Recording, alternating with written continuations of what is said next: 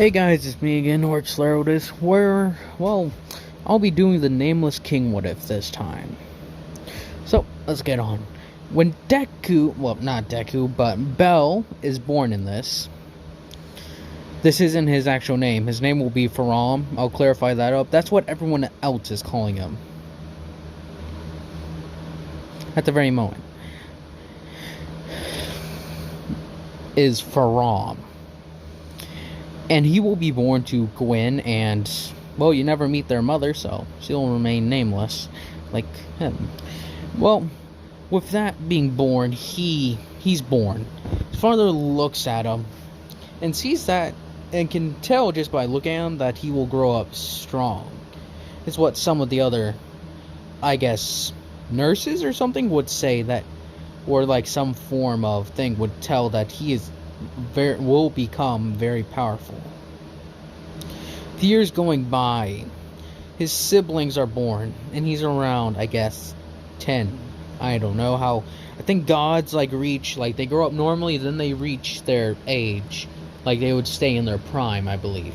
Or they just have really slow aging. I'm not entirely sure. But with Belle, growing up with some of the other gods, like Zeus, not Zeus, but Loki, Odin, Ares, Artemis, I believe is the one. What's that one? I forget was it Artemis? I forget the name. He even grows up with Hestia, which I believe she is. I don't think she was one of the original gods of the Greek mythology. He grows up with gods like that, and has play fights with Thor and the like, and other strong gods like that, like sparring. He plays with them when they were younger until, well, one day when they were roughhousing, Thor kind of pushed it a bit too far, shoving him, and was going into a bit more after Bell tried to calm him down.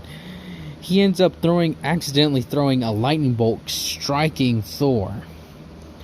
Thor's mother sees this, which is Freya, I believe, yeah, Freya, isn't Freya, Odin's wife? I believe that is so. That's unless I'm missing somebody. I'm not entirely sure.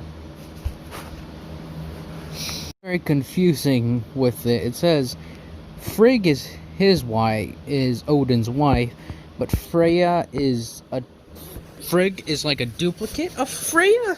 It's very confusing. So I'll say, and it says Freya is sometimes his adoptive mother, Thor's mother, I guess. It's real. Norse mythology is confusing as hell. Unless in some other parts. But he grows up with gods like that, essentially. Getting to know them, raising with them, and again, strikes Thor with the lightning. After this is seen by, I guess, choose whichever, I would say Frigg, which is duplication of Freya. Frigg, I don't know, this is something, just I guess, a caretaker of Odin, like a Valkyrie or whatever.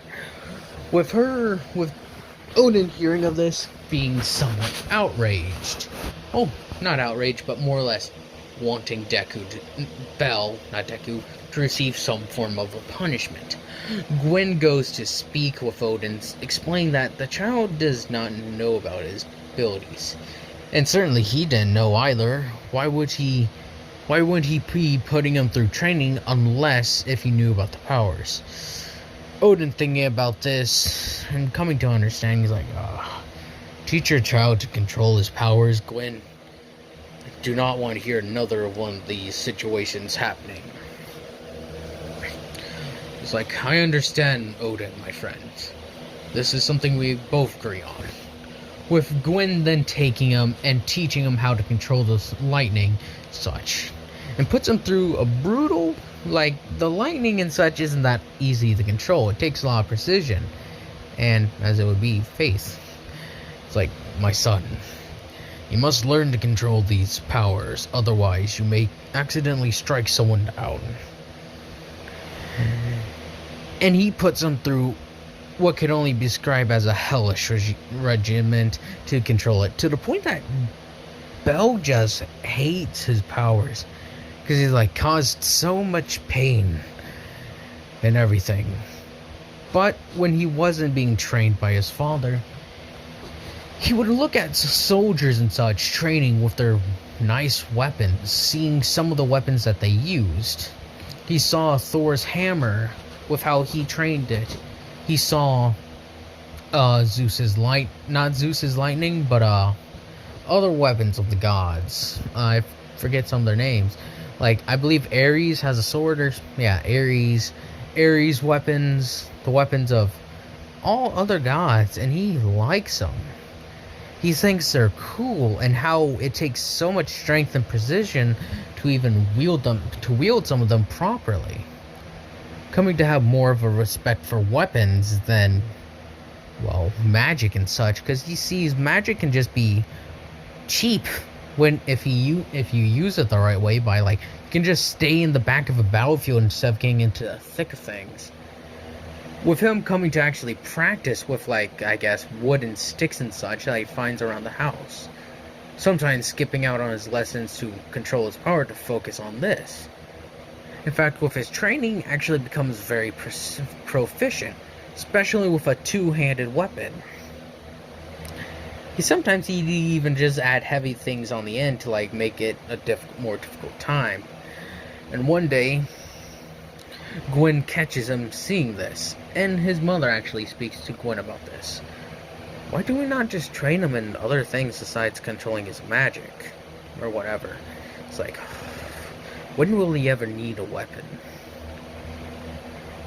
Is what he suggests.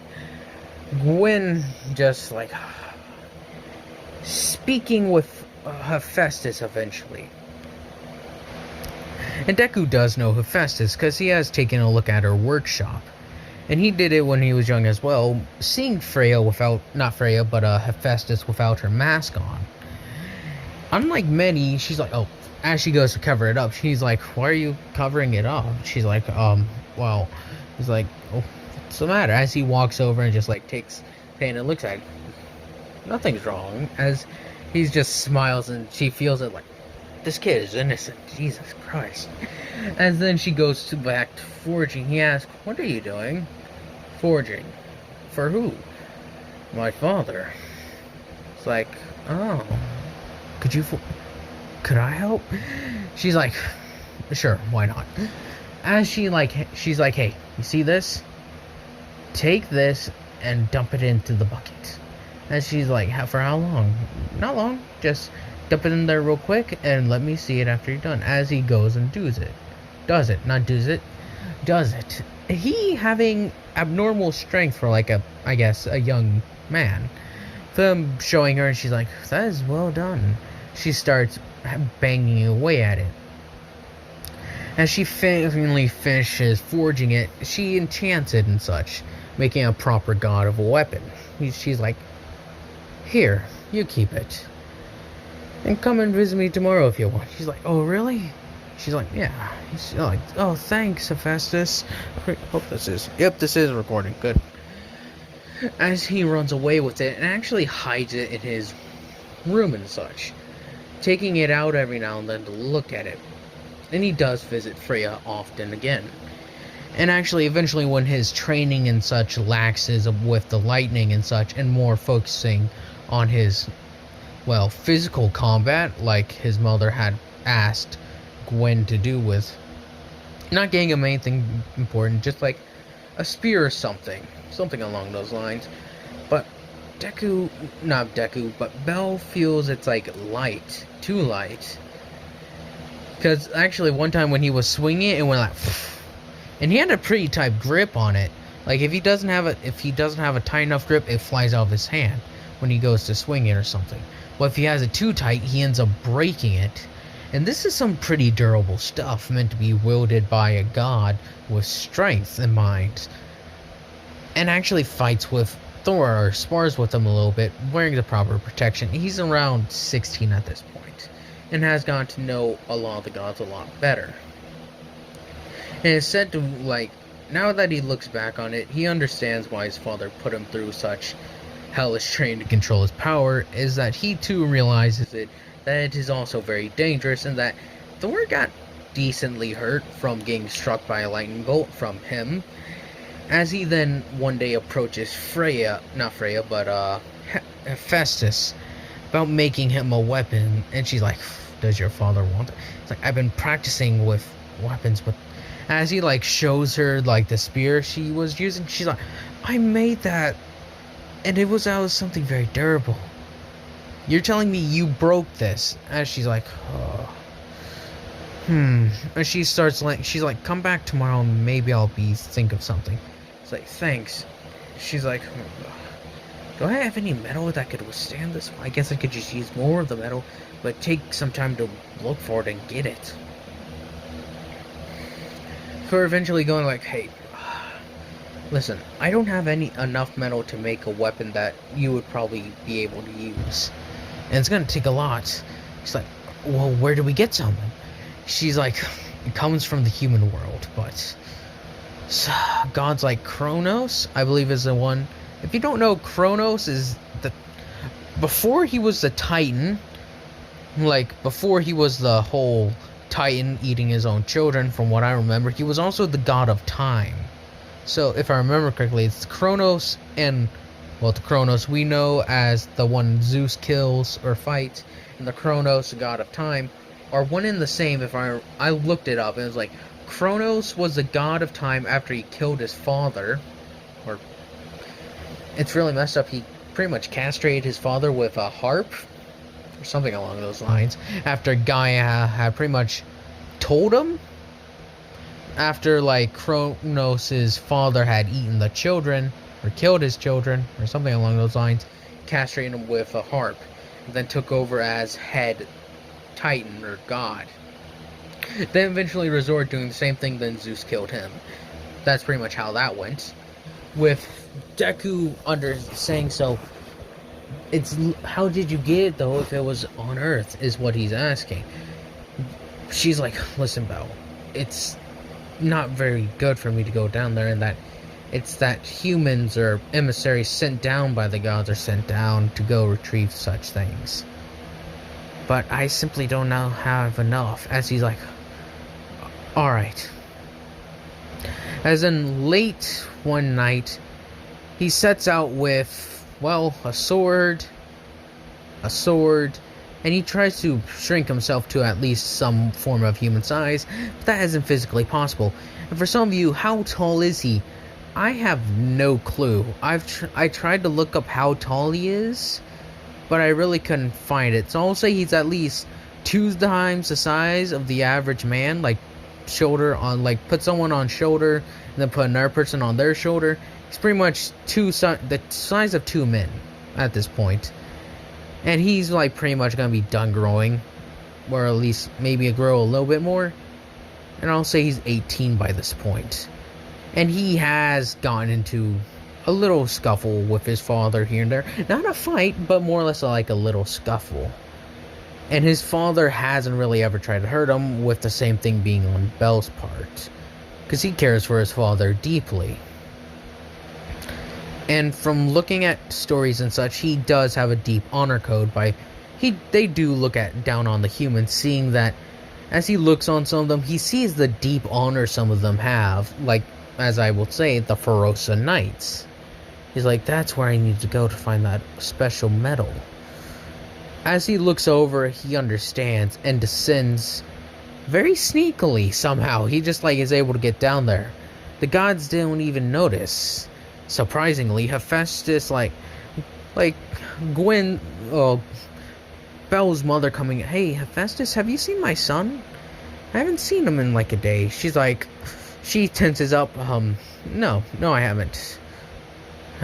Maybe he's somewhere around with Thor or something. I'm not sure. She goes back to bashing away at the metal. She's like, what are you forging today? Oh, nothing. Just coming up with some designs or something. Because I see that Belle has been working on his warrior skills.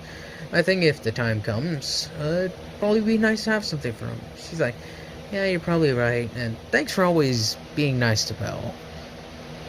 He seems to have a nice bond with you, at least, along with Thor and such. Those two always get into fights, wrestling and whatnot. She's like, indeed. I saw them fight one time. I say this, Belle's probably gonna be able to rival Zeus in the matter of strength. She's like, you really think so? Well, as she like shows her the spear, you see that there? That's one of the spears from our armor. Yeah, he broke that using his strength.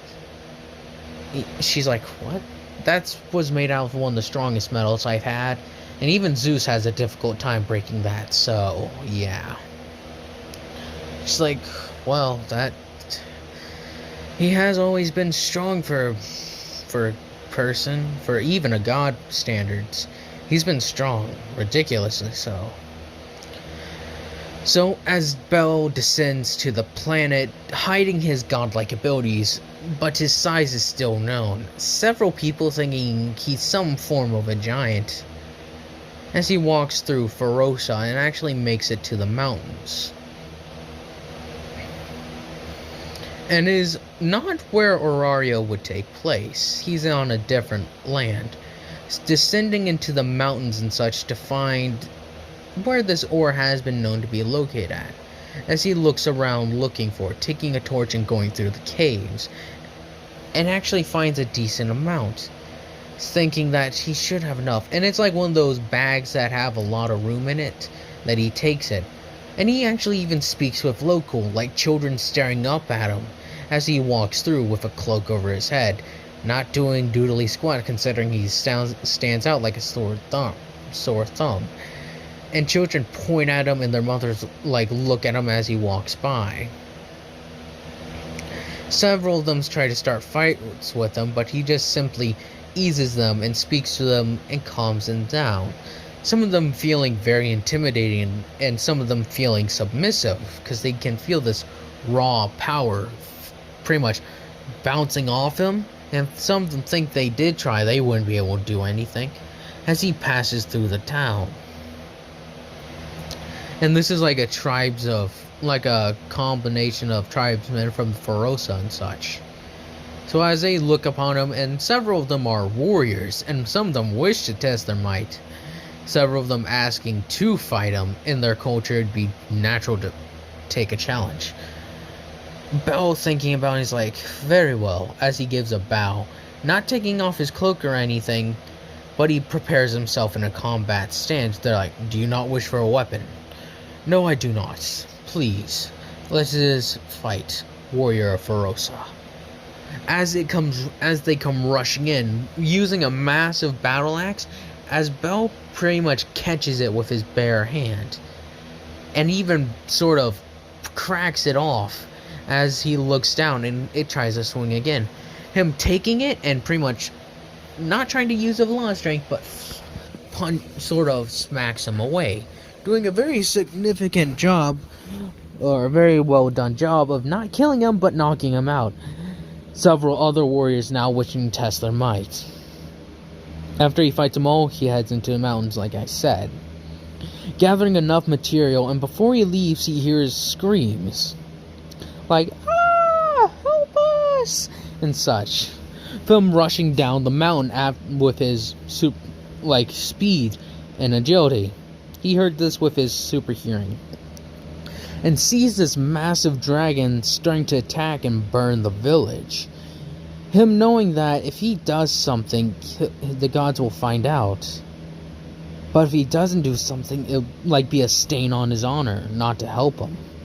So but he is more scared of being caught in trouble, because he knows messing with the human world can have serious repercussions for him. He's about to turn and leave, thinking the knights and such would be capable of fending off this dragon. They seem plenty powerful. But as he sees a second one come swooping down and just starts burning. These are massive dragons, guaranteed. Each of them make up the size of the village. And it's a pretty big village.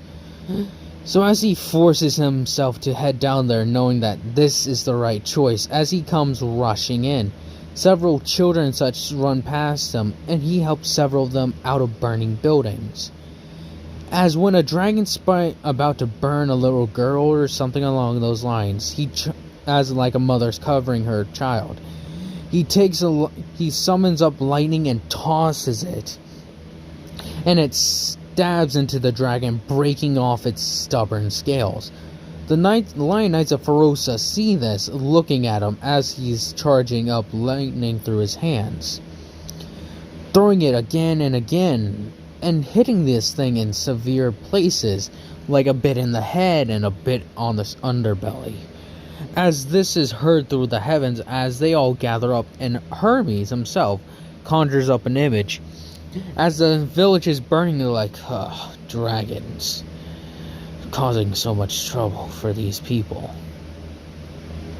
And these are lesser thinking dragons. They're more along the lines of savage animals, in a way. So as then they turn to see Bel standing there with his lightning. As he takes off his cloak, he's no armor or anything, and it doesn't look any godlike because he wanted to blend in as possible. But as he rushes at the dragons, throwing his lightning bolts, saving the people, one of the dragons rushes over, picks him up in its mouth, and blasts him with fire, sending him flying and crashing through several trees. As he crashes down, grabbing onto the ground, eventually stopping himself. Him charging up 2 more lightning rods and throwing them at him, trying to get these beasts out of the air, aiming for the wings. As then he grabs a tree and throws it like a spear, punching this, and its force of impact knocks the dragon off its course, causing it to hit into the other. As they both go crashing down, the Lion Knights of Ferosa come rushing over, and several of them want to fight, not fight Deku, but fight alongside with Bel.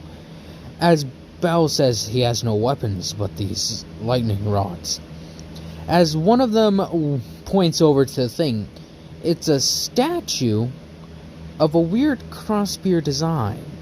It's like a giant hunk of iron that's in the shape of a blade on a long stick or a shaft. As he goes over and grabs it, they're like, that was made from a tooth of a great dragon. It's not like the hammer, like Havel's hammer. It's like a perfectly triangular shaped tooth on it that's been embedded on a stone rod or along those lines. Some say that no one can really lift it with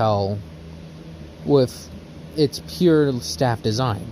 He easily lifts it up and swings it a bit, and says that the weapon is perfect as he takes it with one hand. As he and the Lion Knights of Ferosa charge at the 2 beasts. Comes standing on a cliff, throwing down several lightning strikes, and in a way, charges the cross spear tooth spear, shooting it at the dragons, and even comes to fight the dragon toe to toe. The Lion Knights of Ferosa, with the weakened hide of the dragons, cut through it much more easily than they usually would, not having to just go for the eyes or an open mouth. They are able to cut through the dragons, and he eventually after fighting them for a long amount of time. As it blasts fire at him, he literally runs in front of one of the Ferosa Knights and tanks the entire blast of flame, eventually forcing back, raising up his nice weapon and plunging it right into the dragon's head, bringing down the foul beast. As he stands there victorious and he raises up the spear and thing, as the Lion Knights are sort of going yeah, that whole thing, he feels something comes over him, a deep sense of dread, as he's like, I must go. As but you saved us. We must thank you properly. He's like, I'm afraid I must leave.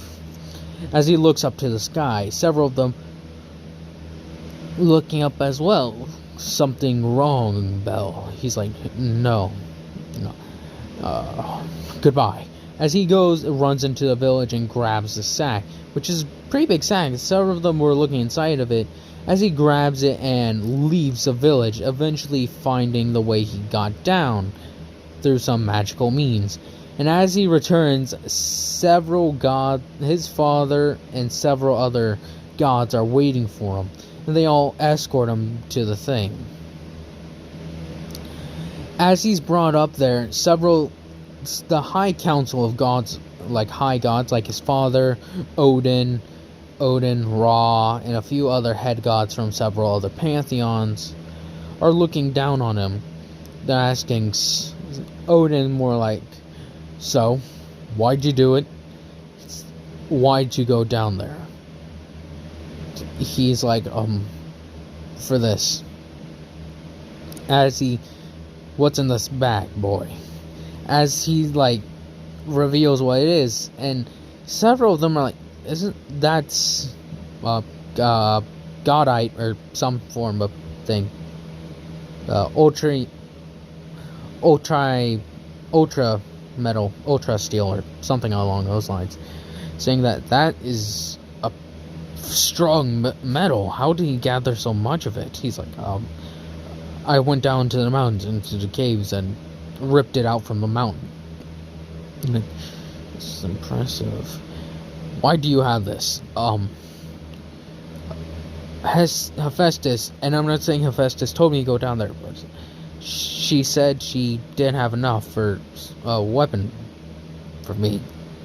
So, you violated our rules in order to go down to gather enough of this ultra whatever to make yourself a weapon. Yes, sir. And in this, you interacted with the humans. As several of them, you were not supposed to do that. I understood. You understand what this means? No. You'll be punished. He's like, he looks up understanding. He's like, I understand. You and your family will be punished. She's like, what? Gwen looks at him. It's like, what do you mean? Something like this, if he were to be punished, he wouldn't learn his lesson. But with how he is, punish you all, he's like, no, it was my fault. No one else should be receiving any form of punishment aside from me. It's like, alright, then let's take a vote. Who believes that he alone should be punished? Several of them raising their hand, Hephaestus among them. Who believes his family should be punished? As more than several will raise their hand. It is decided then. You and your family are banished for set number of time. You'll be banished to the land that you decide to go down to. As he looks down in shame, so he's like, I'm sorry, Father, do not speak, Belle. When will we be forced to leave? He's like, you'll be forced in the span of a week. You'll be allowed to keep your powers. You may do what you wish, do what you wish, but you are not allowed, as he would say, to return here. As this is understood, his father, as he later tries to speak to him, being around a bit bigger, he's like, Father, he's like, Belle. Don't. As then he walks away with his mother and brother and sister, he's like, feeling that he let them down. Well, also his other sister. He's like, I'm sorry, Gwendolyn, I believe it, no, Guinevere, Gwendolyn, and then his third sister. See, as the rocks are transferred to Hephaestus and such, she wishes to speak to him before he goes. She's like, well, you're an idiot. She's like, I understand. You realize how much trouble this put your family through. It's like, I understand. And you know how bad you could have gotten hurt. Yes. As she brings him down and hugs around his neck. You may be strong, Belle, but every god has their limits. Do not forget, you got severely injured by those two dragons. I agree he didn't have a weapon, but he still got hurt pretty bad. He's like, I wasn't really that hurt, really. I just wanted the people to think I wasn't some sort of god, so I acted hurt. It's like, well, good then. Guess you're stronger, then I guess your acting's pretty good as well. So, we got a week to forge this. He's like, what? Well, this weapon. I ain't sending you away without giving you this gift. Like, oh, really? You're helping me forge it, don't forget about that. He's like, I understand.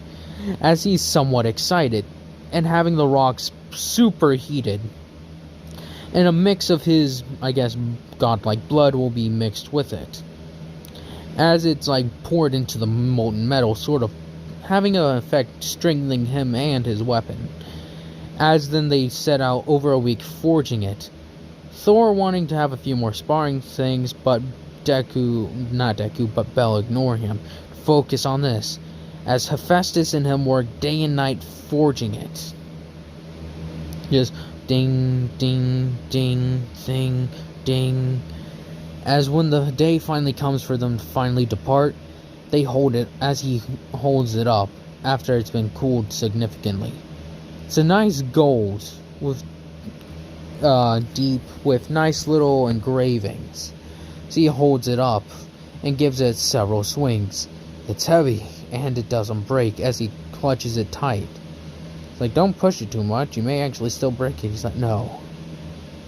This weapon is tougher than anything I've ever felt. As he gives a bow to Hephaestus saying thank you. And I'm sorry for causing you any trouble if I ever had. She's like, oh, don't worry. You've been a good friend to me, Bel. Stay safe while you're down there. She pats him on the shoulder, sending him as he leaves with his family. His father has given him the silent treatment and his siblings and such, aside from Guinevere and his younger sister. Gwendolyn's always being quiet. And his mother, well, she's just not upset. She's just more or less, dumb boy. Gwen's the only one that's really angry. So as before he leaves, Thor requests one last sparring session. As Bel looks at the gods that decided for him to go, they look amongst each other and said, that would be fine. As then Thor's like, now I wish to see this weapon you've been working on. As he has his hammer. Odin and Gwen intrigued by this. A weapon. And then Gwen turns around to see it. As then Hephaestus rolls it out on a cart, saying, here you go, Bel. As then, he's much taller than her. He reaches down and grabs it and unfolds it as he raises up in the air and taps it on the ground. Taking it in one hand and readying an offensive position. Lunging forward, swinging back and forth, catching Thor off guard with how abnormally fast he is. Smashing Thor right in the side with the side of the weapon, sending him rolling. As he stops himself, he's like, well, you're weird. What is it? Crossbeer design. It is truly a unique weapon, Bel. But let us see if it will hold up against Mjolnir. As he starts charging lightning through it, rushing forward and smashing it against Bel's crossbeer. As he swings it, they collide, causing a shockwave. As it send cracks straight down, and this is godly concrete, so it's difficult to break. As they collide, it sends cracks straight down the middle where they collide. They go to fight, and Bel, they pull out all their abilities. With Thor's ability, well, super strength, lightning, and all that, and Bel's super strength and lightning and all that. But Bel has the edge. Thor is more or less swinging wildly, like a somewhat of a berserker, in a way. I'm not entirely sure. But with Bel being more pinpoint, with him pretty much laying the smackdown on Thor, and dismantling him and beats him down to the ground. With Thor pretty much on the brink of falling unconscious, he's like, well done, Bel. He falls unconscious finally, with Bel taking his weapon saying, goodbye, Thor. Thor patting him on the shoulder. and then leaving. As they stand ready at the gates, Bell turns one last time to them, and I said, I am truly sorry, as he bows his head. It's alright, Bell, but our judgment is still in place. Please go. He's like, I understand. As he's the first one to step through the portal, and the last to be Gwen, saying, goodbye, as they all step through the portal. Seeing the world around them, and still having their godlike powers, they all stand before there, in a nice open world, in the mountains. And that will be where I'll be ending it off. I hope y'all will enjoy the series, and I hope y'all have a nice day, nice night, nice life.